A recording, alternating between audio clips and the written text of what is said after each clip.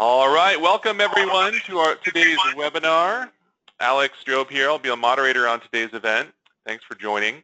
Before we get started, I had a couple housekeeping items I just wanted to touch on before we jump into the presentation itself. You'll notice in the web interface that you've connected into our event through, on the right-hand side, there's a little questions icon. If you have questions you want to ask throughout the session, feel free to simply select that icon and type your question there, whether it's a technical question or a question for our speakers. Excellent. Now, that all being said, I'd now like to introduce our moderator today, Gabe Cohen, Senior Director of Marketing and Communications at GuideStar. All yours, Gabe. Hey, thanks so much, Alex, and thanks everybody for joining us today. We're going to switch over to webcams a couple of different times during our presentation today, but I wanted to start off with a bit of an introduction. Thanks everybody for coming to an installment of our Nonprofit Tools of the Trade webinar. We're really excited to welcome Facebook and Instagram, our partners, to today's webinar. And they're going to talk a little bit about their tools that they have to help nonprofits fundraise.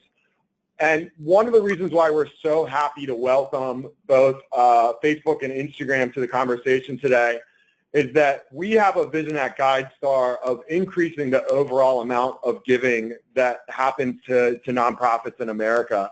And in order to do that, we know that we're going to need to meet people where they are. Giving as a percentage of overall GDP has been flat for decades. It's been at about 2%, plus or minus a couple of points of percent for a long time now. And as I said, we're going to have to find ways to meet people where they are. And that's what's so great about Facebook and Instagram is that it's a very natural fit because of how much time we're spending online these days to take something like that and then add a charitable functionality to it. So, you know, I like to think of it as kind of like the modern day equivalent of the Salvation Army being outside of department stores during the holiday season, only there's two things that make this functionality better. First, you get to pick the charity that you donate to, and then second, you get to do research along the way to make sure that it's a good charity and it's somewhere that you want to be giving your money. And at GuideStar, that just makes our stocks go up and down. That's a saying that my old coworker taught me, and I know it doesn't really mean anything. But anyway, we're very excited about it. So with that, I'm going to just introduce our speakers today. First up is Elisa Cordacious, and she's the program manager at Facebook Social Good Team. In this role, Lisa empowers nonprofits to amplify their fundraising efforts and donor engagement through Facebook's charitable giving tools. She's responsible for strategic program management within the social good partnerships, leading consultation and best practice strategy for top-tier social enterprises.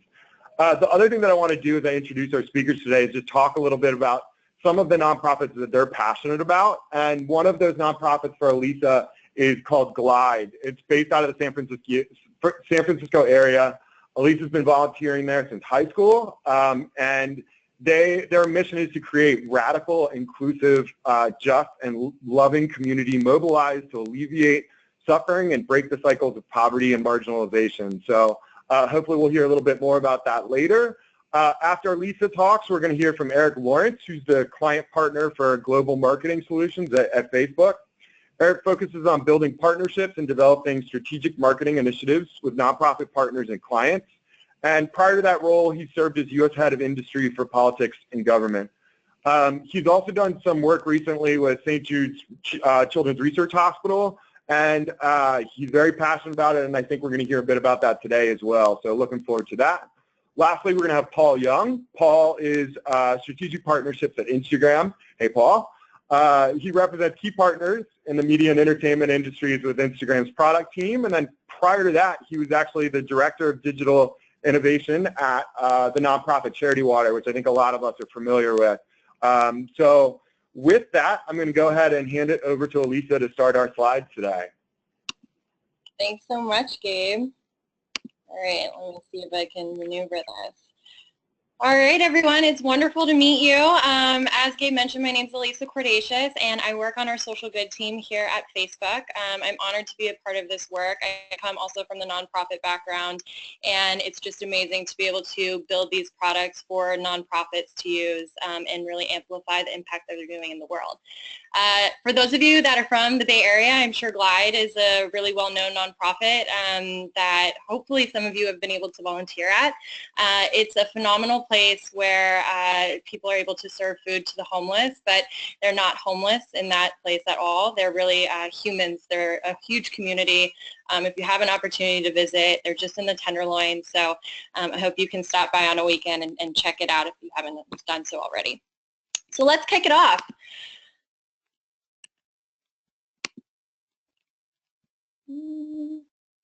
Okie doke. So I'm sure that it is quite apparent to everyone how big Facebook's reach is among the world. Currently, we have about 2.4 million nonprofit pages on the platform, and of that, 450,000 people are connected to them. As such, we wanted to create tools to make it easier for nonprofits to unleash their philanthropic generosity on Facebook. For those of you that can remember the Ice Bucket Challenge, a ton of folks were online posting about why they cared about ALS.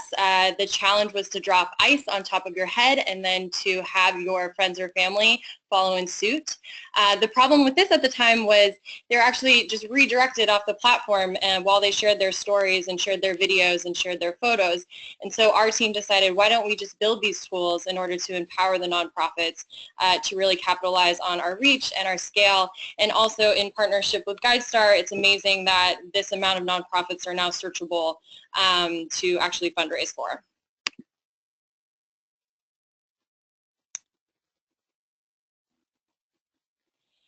So since Ice Bucket Challenge, we've actually launched 5 new ways for people to fundraise on the platform.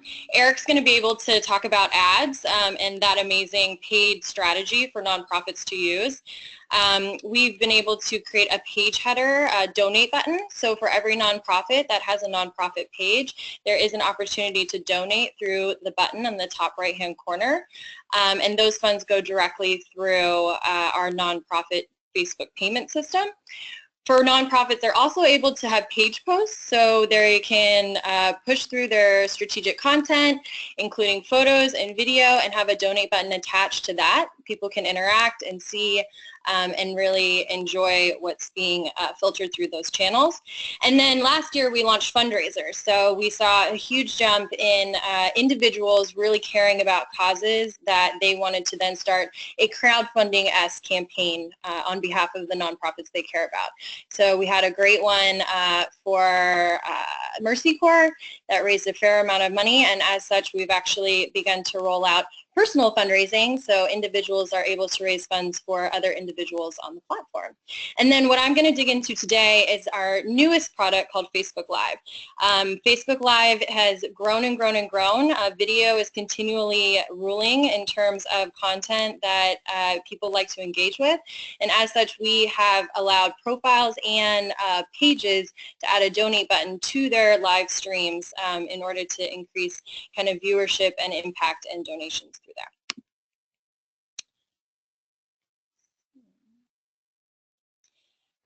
As you can see, the impact and progression is working. We've launched those fundraisers last June, and since then, on Giving Tuesday 2016, which I'm sure a ton of you were a part of, on Facebook alone, we actually were able to raise almost $7 million. One fundraiser that's been a blockbuster hit in terms of funds raised was for Aleppo. This individual raised funds in order to help the crisis there, and it was about $1.5 million. And similarly, an individual was able to raise funds for the ACLU, raising over $1 million. So you can really see the power of the people and the connectivity that Facebook brings and helping bring impact to these organizations. So here, this is where you get a sneak peek and exciting understanding of our profile frames. So if you haven't had an opportunity to check out our profile frames, nonprofits can actually submit a illustration that exemplifies your logo and your brand and any campaign that you are trying to fundraise for. The virality of these frames are amazing because people can add them through their newsfeed directly and then feel like they're a part of the cause even without having to contribute to fundraising features. I, right here, was able to directly add it from my friend Julie's newsfeed.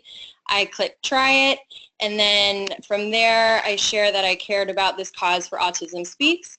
A cool new feature that was added to this recently was once I completed the addition of the frame, I actually can donate directly to the cause.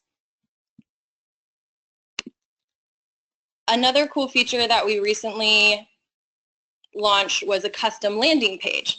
So instead of having to go directly to your Facebook page and have people sift through different aspects of your content or of your tabs, this URL has a clear CTA to actually create a fundraiser. So you can include this URL in your email marketing campaigns, and people can land directly here. The donate or the create fundraiser button is right at the top. And it's been able to convert folks to really get involved with any of the campaigns you've been running. So this is the most exciting piece I'm looking forward to sharing with you guys, donations and live. We launched this to profiles last December, and just in March we were able to launch this for all verified blue and gray pages across the board. Live video is a key channel for engaging supporters on Facebook. It's been growing ever since December and continues to be a game changer. People are watching video 3 times more and the results are really strong. About 48 million daily Facebook Live viewers are on the platform, and so as such we were thrilled to be able to have this product available. Here's a little walkthrough of what the experience looks like. We had this promotion actually for Earth Day, which was super exciting to see people engage with it and share why they cared about the environment and do it through Facebook Live. Hopefully it's not as choppy for you as it is for me, but needless to say, we'll be able to send it out afterwards.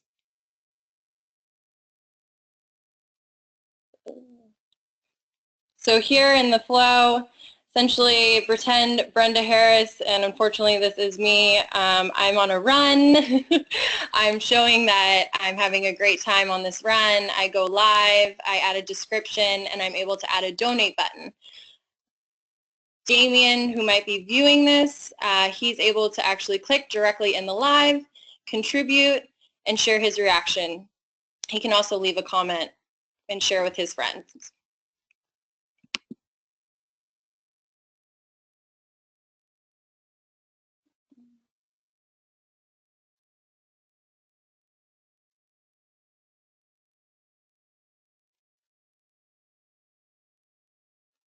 So as I mentioned, we were able to roll this out to profiles and verified pages. Couple great examples. Herbie Bagwell here, he was able to just go live during his kickboxing class and raise funds for Stop Cancer. This was purely just from his iOS phone. Some celebrities have been able to use it. Marie Osmond is the co-founder of Children's Miracle Network. She's a part of their gala every year. She walked around the gala interviewing folks and survivors and asked why they were passionate about this organization and their experience working with it. She went live for about 20 minutes and was able to raise $1,700. She also had an amazing call to action to say she'll match whatever was raised during that time. This is a really cool new way for viewers to actually engage with the video and give to a cause that they care about. As I mentioned, public figures can do this, brands can do this, teams can do this, and another great example is Coaches versus Cancer. So every year during the Final Four, they put on this wonderful basketball game where it's coaches versus cancer survivors. Every year, Infinity is actually a branded sponsor. So not only did this have branded ad break content throughout the live stream, so little commercials that were sponsored by Infinity, but it also was benefiting the American Cancer Society, so viewers could contribute while watching the 30-minute game. The broadcaster was phenomenal. He was able to engage with the audience both on the ground and through viewers, letting them know where the donate button was and how they could get involved.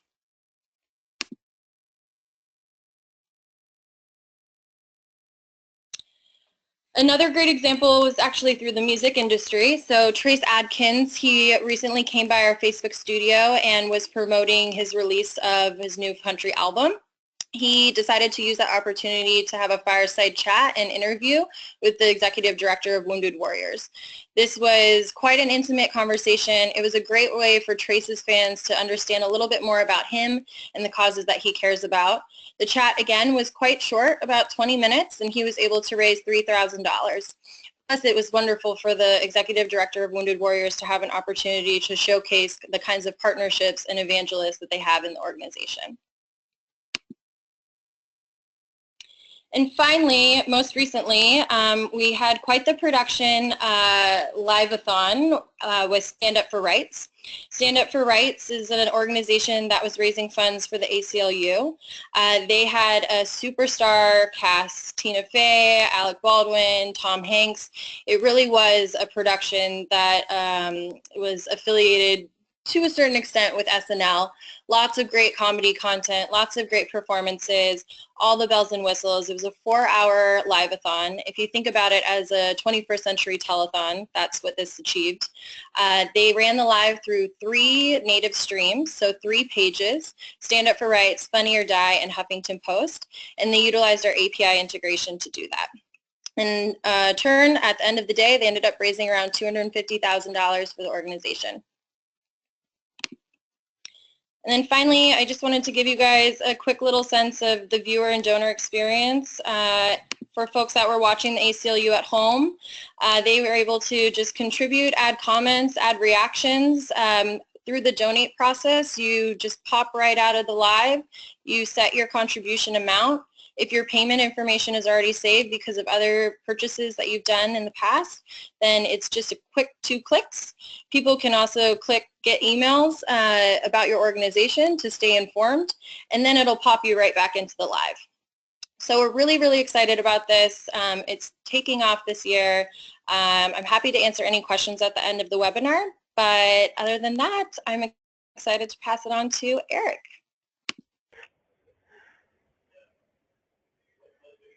Awesome. Thank you, Lisa.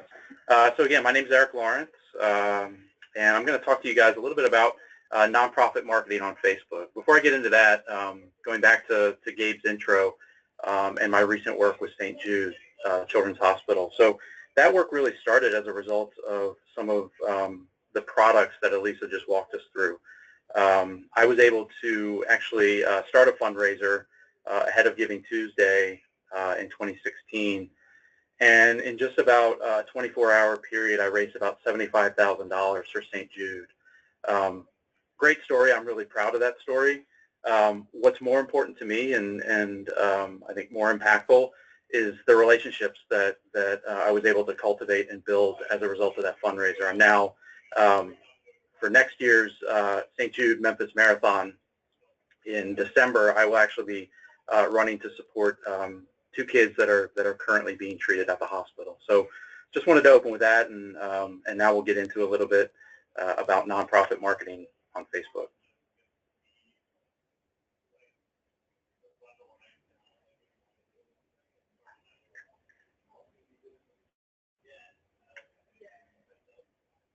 There we go. So again, as Elisa mentioned, we've built out some really fantastic tools, native to the platform that you can use to fundraise and donate and reach your target audience, both on Facebook and Instagram.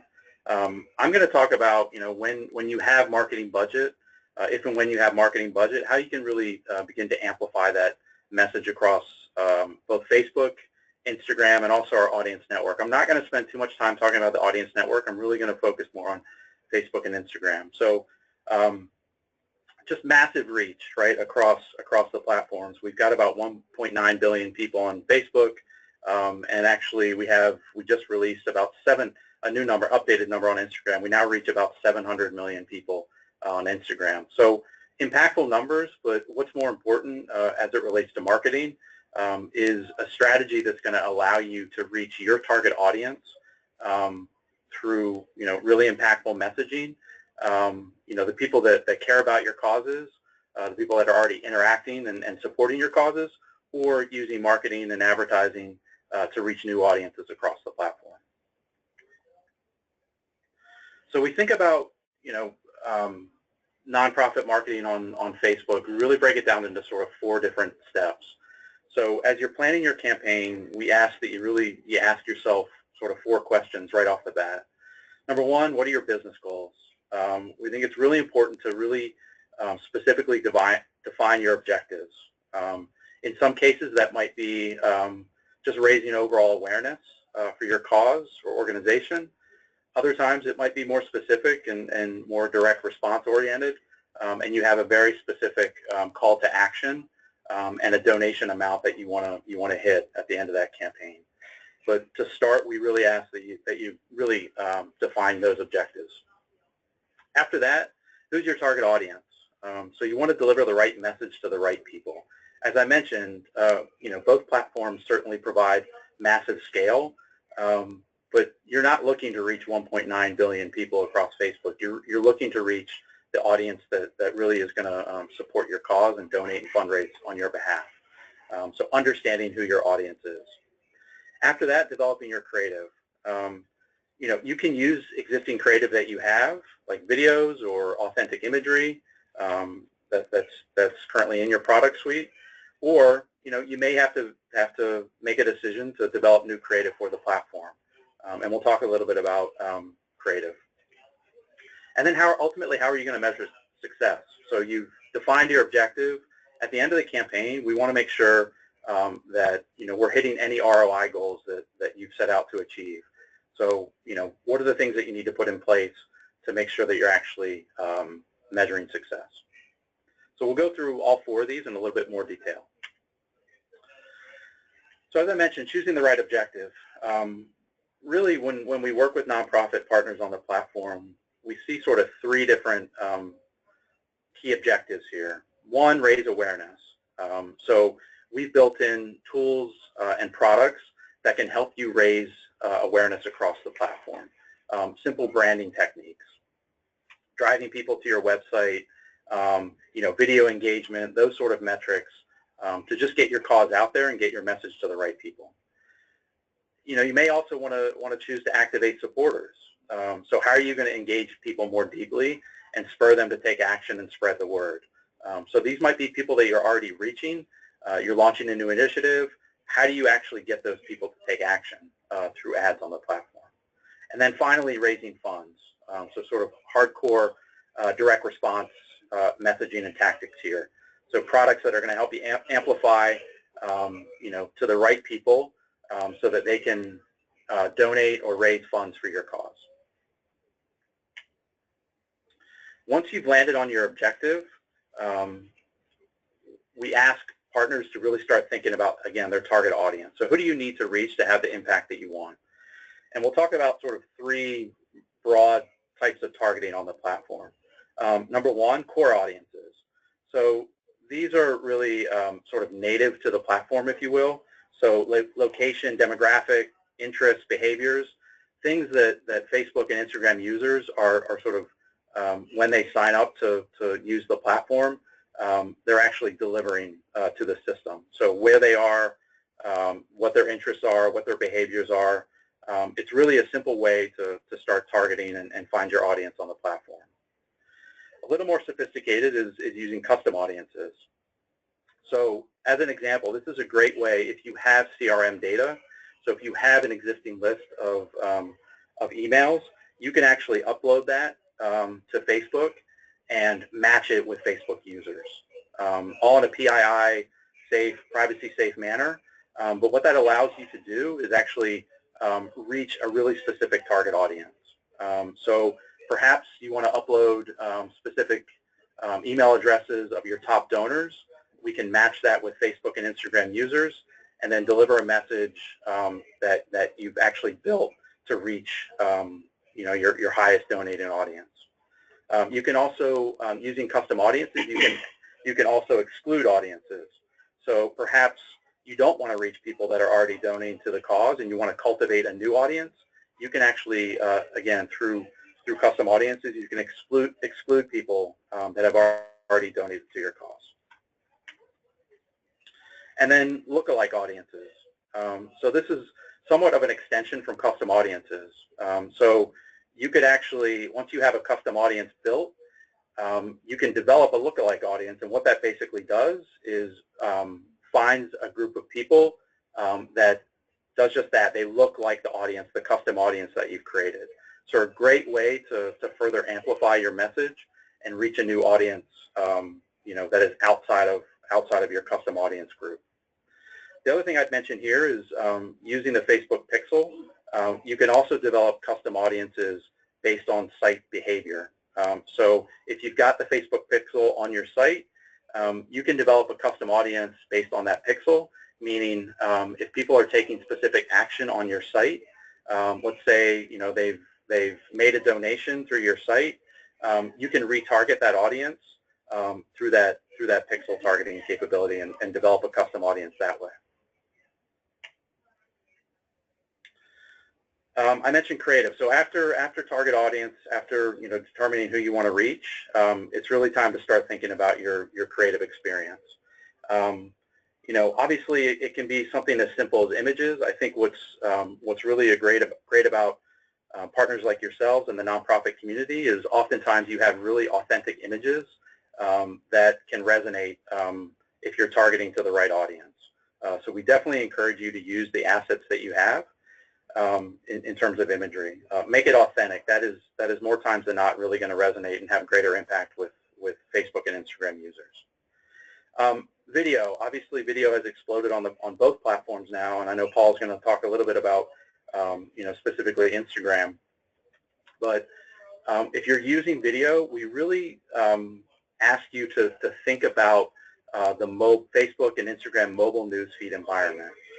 So build video that is going to capture somebody's attention within the first 3 to 5 seconds. If you think about your own sort of scrolling techniques and patterns on a mobile device, oftentimes it's happening very quickly, and you're competing with wedding photos, news content, those sorts of things. You need to put imagery and video content out there that is going to capture that person's attention right out of the gate to get them to further engage with your messaging. In terms of copy, our recommendation here is to really keep it simple. If you've got a specific call to action, put that in the copy and don't get overly complicated with your copy messaging. And then obviously links. If your ad includes a link, make sure the landing page that you're driving people to is a mobile-friendly environment and it relates to the ad in some way. You want to make sure that user experience, if they are clicking on an ad, once they get to your website, it's seamless and a good experience for them. Here's a few examples of ad formats. So Canvas is sort of a full screen expansion experience. I like to sort of say it's a little bit of a microsite experience in a mobile environment. So once somebody actually clicks on that Canvas ad, it expands full screen, and you can do a lot of things within that canvas. Photos, videos, you can almost literally port your website experience into that ad environment. Obviously, link ads, I mentioned that, pretty simple there, but that's if you want to drive people to your website. Lead ads is a great way if you're trying to cultivate and gain new email addresses. Lead ads allow you to do that. So it's a pre-populated form based on what that user has already entered in terms of Facebook information. In this case, it's generally their name and email address, and then they will ask to receive additional information via email. Mobile app ads, if you're launching any type of app experience or you have a mobile app, these are great ways to drive people to that app experience or get people to download the app that you're launching. And then dynamic ads using the Facebook Pixel. We've seen a lot of great examples of this in retail, but we're starting to see some nonprofits use it, especially if merchandise is something that that you're trying to drive with a specific campaign. You can actually, through the Facebook Pixel, you can load in specific products in a dynamic manner and deliver that in an ad experience. I wanted to call out two specific tools for collecting donations. Lisa mentioned, some of the great organic tools that that are on the platform, but within an ad environment, we now, we've had the donate call to action on Facebook for some time. Just this week, actually, we launched the donate CTA on Instagram.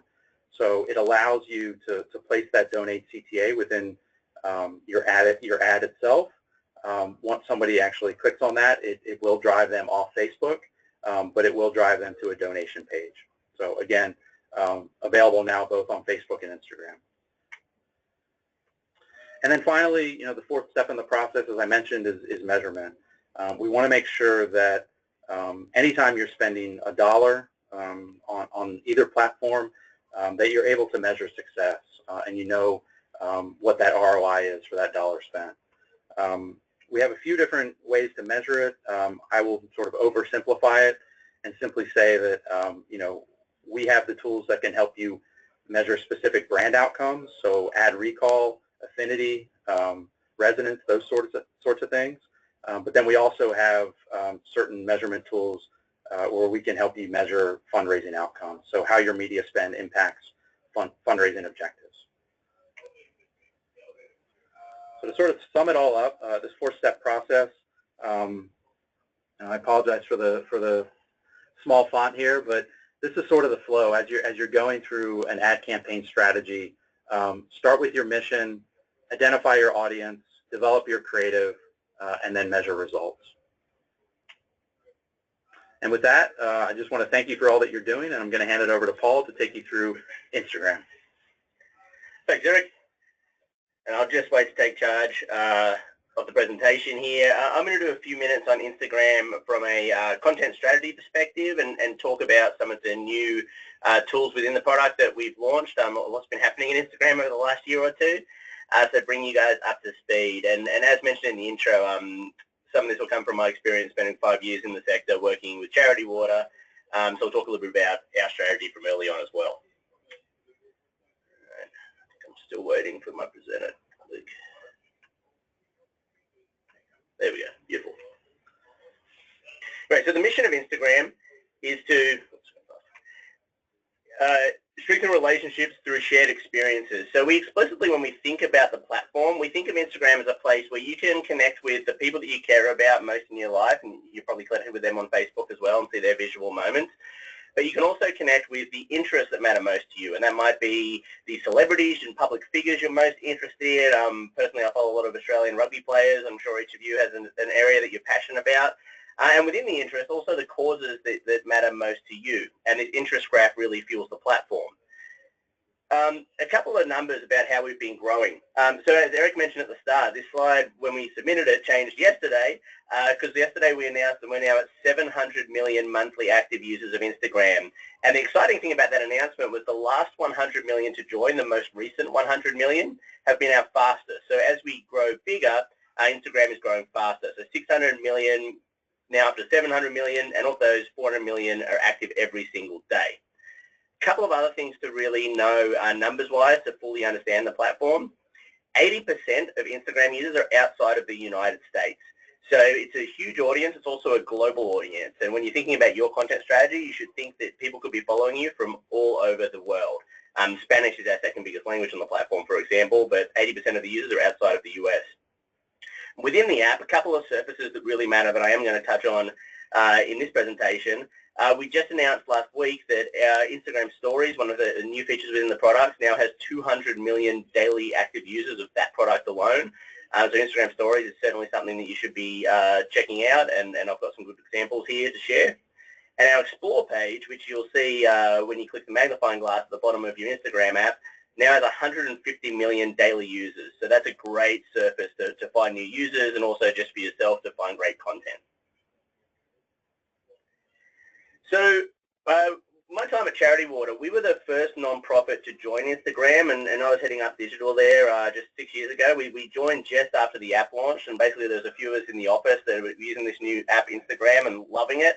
iPhone only at that point. It was before Facebook acquired the company.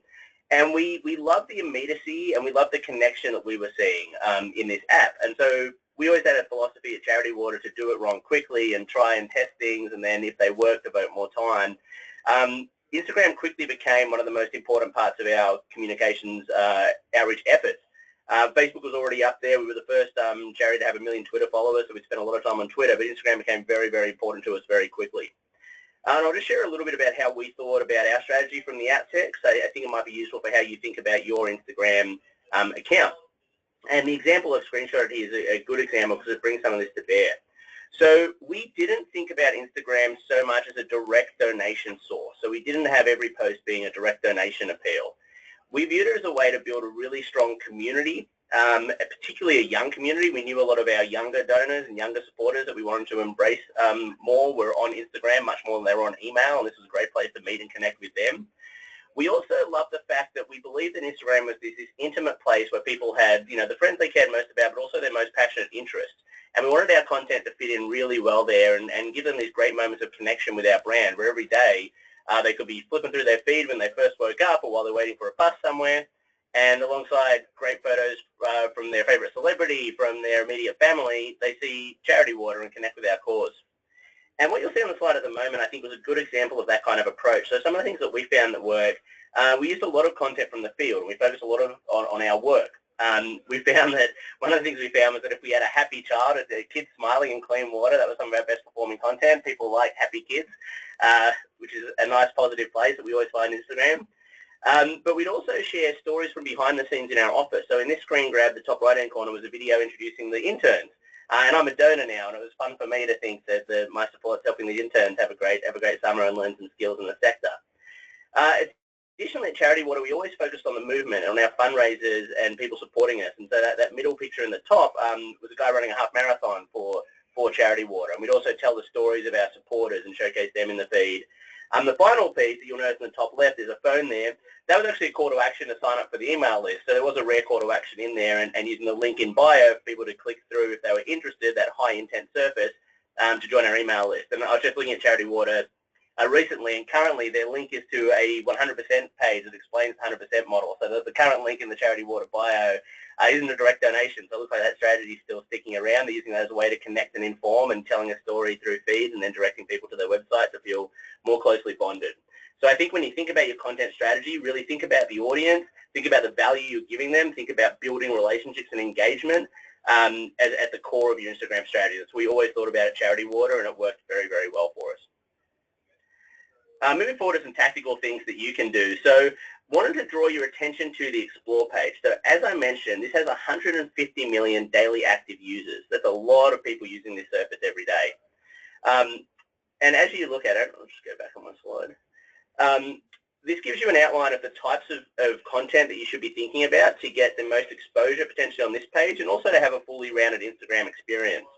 So when I think back to when I joined Instagram a little over 2 years ago, I think this page was mainly square photos. We didn't have profile landscape photos at that point. Instagram and video was only emerging. It's been accelerating every day. We didn't have Instagram stories. We didn't have Instagram Live. So if you go to your Explore page now, you will see that there's a mix of photos and videos from your feed posts.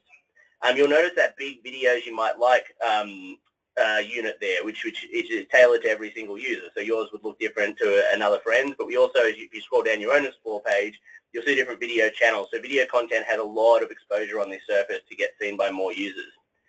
At the top, the rings there are Instagram stories that you don't follow, so you can find new interesting stories to follow. And I'll highlight exactly what stories are shortly.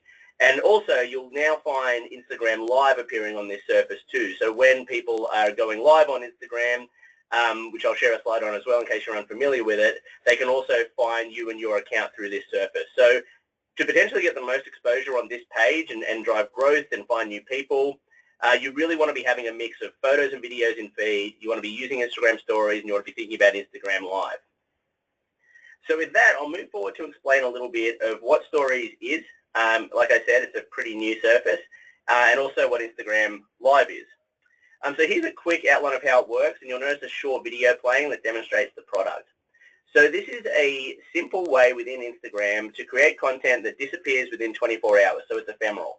We'd heard again and again for years from our users that they loved Instagram, they loved the feed post, they loved their profile, but it was also, because it was such an important part of their identity, they were very careful, and they felt almost pressure about what they posted there, because they knew their friends were following feed, and they knew, particularly if you're a teenager, people would land on your Instagram profile page and see all that content. They really wanted to meet a high quality bar.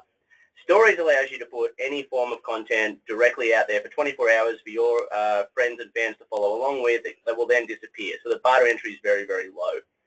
There's also a number of creative tools within the surface. So to get there, if you open up Instagram and just swipe right on the feed, you'll open the camera, and you'll see that you can shoot photos and video really easily. Video does extremely well on stories.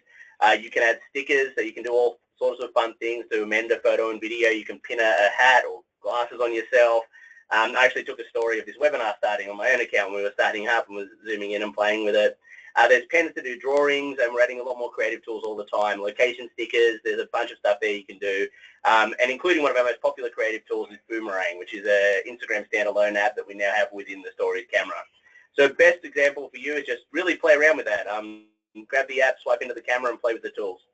But for now, I'll just demonstrate a few great examples I've seen from the nonprofit sector. First one here is from UNICEF, and I think this is a great example of telling the backstory behind the work in a really lightweight way. And so when I see this, they're telling the story about delivering aid in Syria, and this is probably just a normal day for UNICEF's team there. I'd imagine it's a member of their press team, and it wouldn't necessarily have to be, who's simply standing there with a camera shooting some very simple videos. And if you notice these videos, the quality bar is very simple. This is someone just standing there with a phone, pressing record. They've then used the Stories creative tools to add context on, to tell a bit of a story on top of the content. So this is a really simple photo, really simple text, but they're telling an interesting story.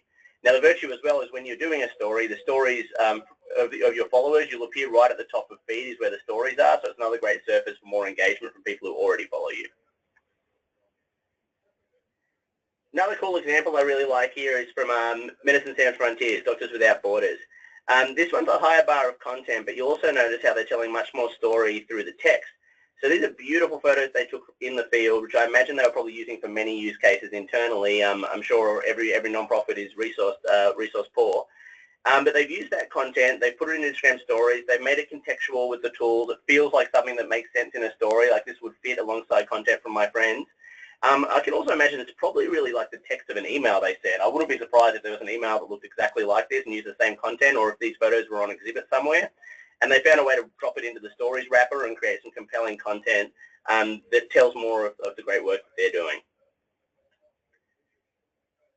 And another example here is just simply the behind the scenes of your work. This could be field work. This could also be work in the just in the office. We found at Charity Water, our donors really enjoyed our staff. And we always tried in our social approach to have a lot of fun content that really engaged people, this fun, positive content. So we had a whole bunch of young, interesting, savvy people in the office, and we would really just give them the keys a lot of the time to the account to play with things. Probably there's someone in your nonprofit who loves Instagram, who's all over it, who's doing a lot themselves.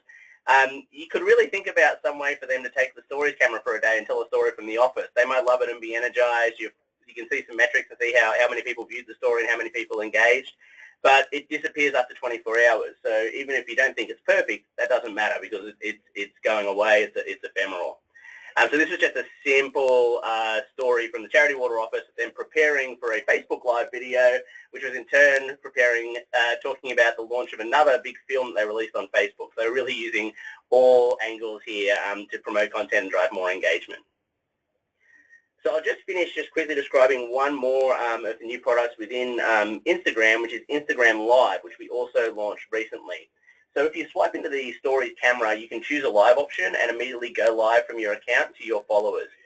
Very simple. You can go live for up to 60 minutes at a time. People can send you comments, any of your followers, any people who find it. You'll see a view count in real time.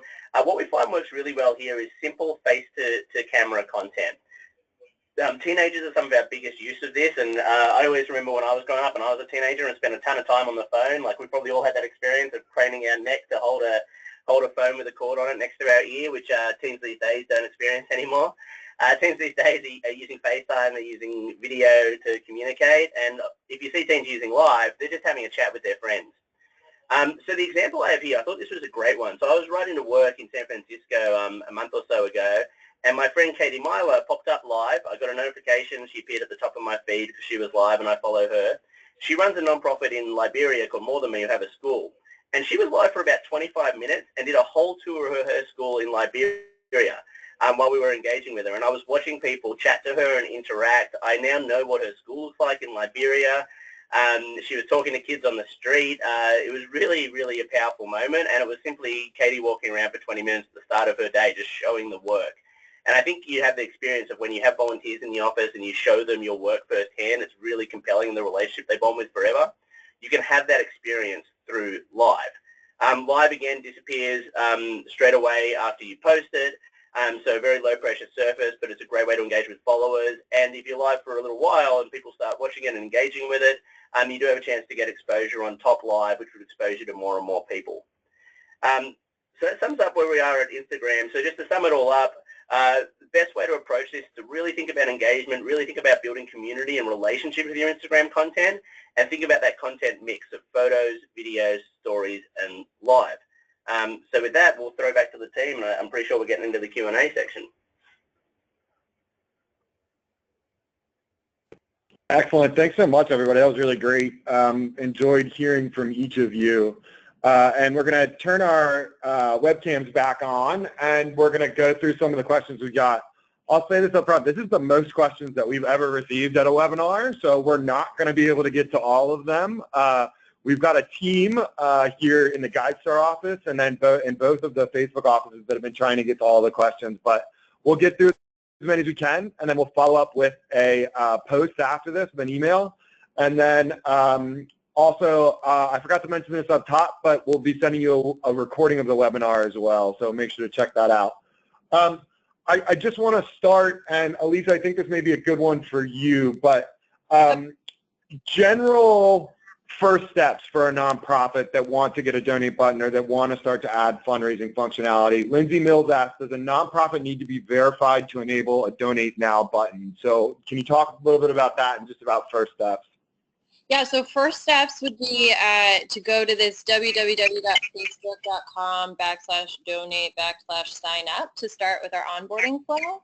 It's a quick form. Our compliance team checks it out, make sure that you have your EIN number and your US-based nonprofit. And then once that goes through and the submission is cleared, then you'll be able to have on your page publishing tools that allow you to add and edit and opt into the donate button, as well as fundraisers.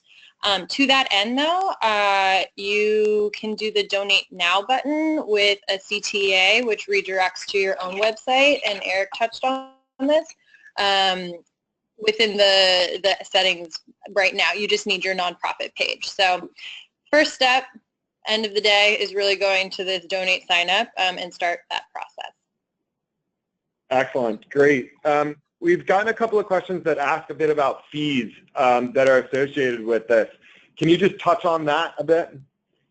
Yeah, absolutely. So for those that are onboarded onto Facebook Payments and going through our charitable giving features that are on the organic strategy side, we just have a flat 5% fee.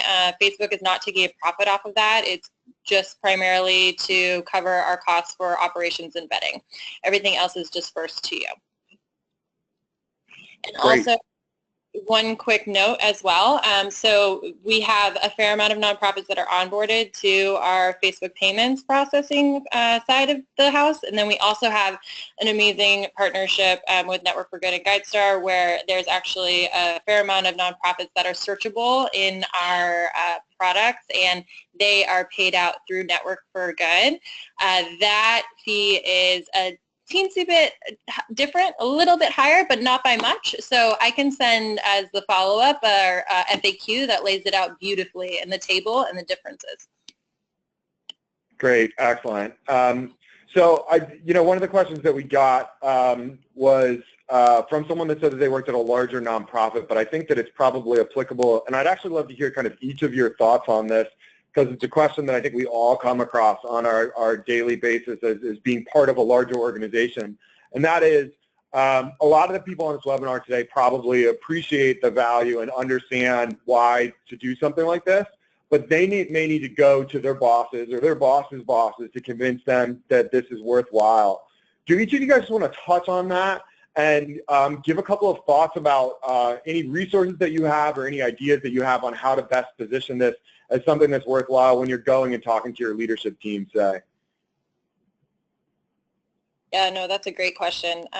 I can kick it off. So we have a ton of amazing resources on nonprofits.fb.com. I completely hear you guys in terms of trying to make the case and socialize it within your teams, especially if it is a resource-strapped team. I think the cool part that's happening in the world, and it kind of speaks to that 21st century telethon, folks are coming to these platforms to engage with people, and why not just build tools on top of that to also amplify your own impact? So you kind of need to convince folks within your organization to move forward with the times. But the good news is that with all of our resources, and I know that Eric and Paul also have awesome learning tools to make this not as daunting and to really break it down step by step. And what I would love to see moving forward within nonprofits, and I know this is a barrier just within the industry, is more fundraising and communication teams talking together and thinking through what their fundraising and communication strategy is as a whole, as opposed to siloed,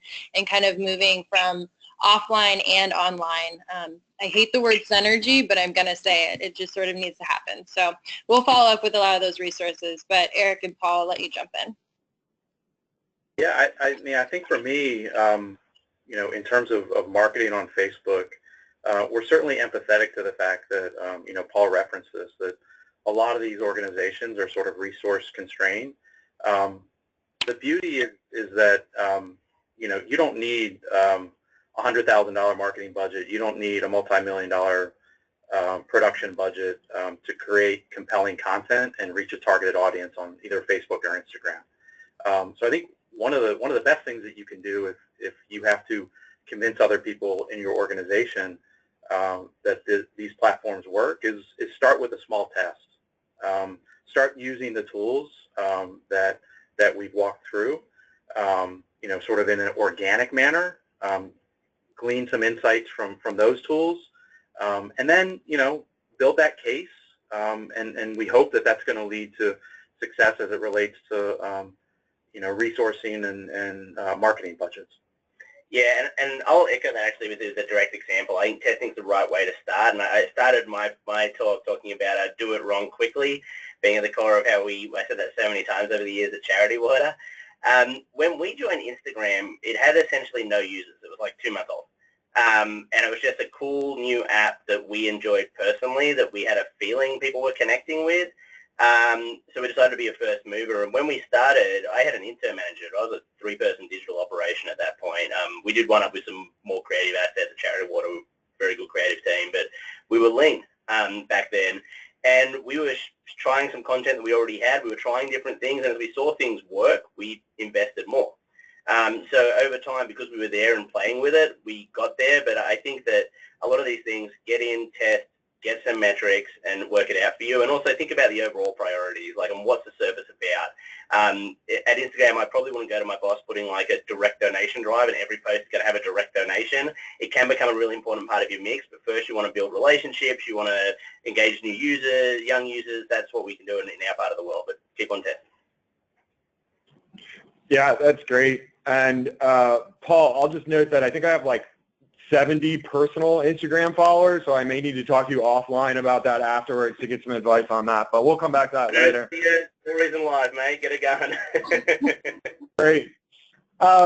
So we've got a question here about the difference between Instagram Live and Facebook Live. Paul, is that something that you can address? Yeah, I can have a crack at it from the Instagram side, and Alicia, you might be able to weigh in with more detail on the Facebook side. So Instagram Live is a completely ephemeral product. So firstly, it exists within Instagram, so it's for your Instagram followers, your Instagram community. But when you finish an Instagram Live, it disappears. You can save it to your camera roll if you'd like to, but it's designed as an ephemeral product. So it's designed to be this simple, easy, engaging product. Hence why simple face-to-camera stuff works so well. So people who see it live while it's happening, they engage. You can click save if there's something awesome that happened, you want to do something with it later, but most of our users just go live and then it disappears. So it lives within Instagram and it's ephemeral, and that to me is the biggest differentiator. But at least you can probably hit a couple of the points that Facebook Live does really, really well that we don't do on the Instagram side. Yeah, no, I think the coolest part is actually seeing them work together. So say you were thinking about a live campaign and you were the ACLU doing the live-a-thon, what would be awesome is if they did an ephemeral Instagram Live on their channel to tee up and promote the fact that the Facebook Live was going to go down on X date, and then the live on Facebook actually is permanent. So it would be on your page. You could actually post that and pin it, or sorry, of course you post that, but you would pin your post at the top of your page so you can continue to drive folks to watch that specific broadcast. And then again, my favorite piece is the fact that there is a donate button right there, and the donate button is sticky, so it will stay after the broadcast is done and published, and people can continue to share it and kind of build that virality. Excellent. But Great. would be happy to work with you guys on thinking through a bigger campaign with teeing it up together. It'd be great. Appreciate that. We're almost out of time here. One last question, and then I think we can wrap things up. And we've got a couple of questions about frames that have come up, and someone even asked, what is a frame? So can we start there, and then can you talk a little bit about creating a custom frame too, and if that's a possibility? Yeah, absolutely. So we actually tested this a while back, and it was called Profile Frames. Recently at F8, it was revealed and re-announced as camera effects. So this is a really cool way for people to kind of engage with their profile picture and share what they care about with additional imagery around it. I guess that's the only way I can really explain it. As a nonprofit, it's really beneficial because you can share your campaign around, like Autism Speaks, for example, did it for Light Up Blue. It's their special day to give back. And folks just were more aware of that cause because more of their friends were adding the frame. Do you guys remember a while back too when, what is it? When gay marriage was legalized here in the States, a fair amount of people did actually have a frame with a rainbow over their profile picture. So it's just an awareness kind of a content marketing tool. And so now there's an ability to donate after the fact, but to create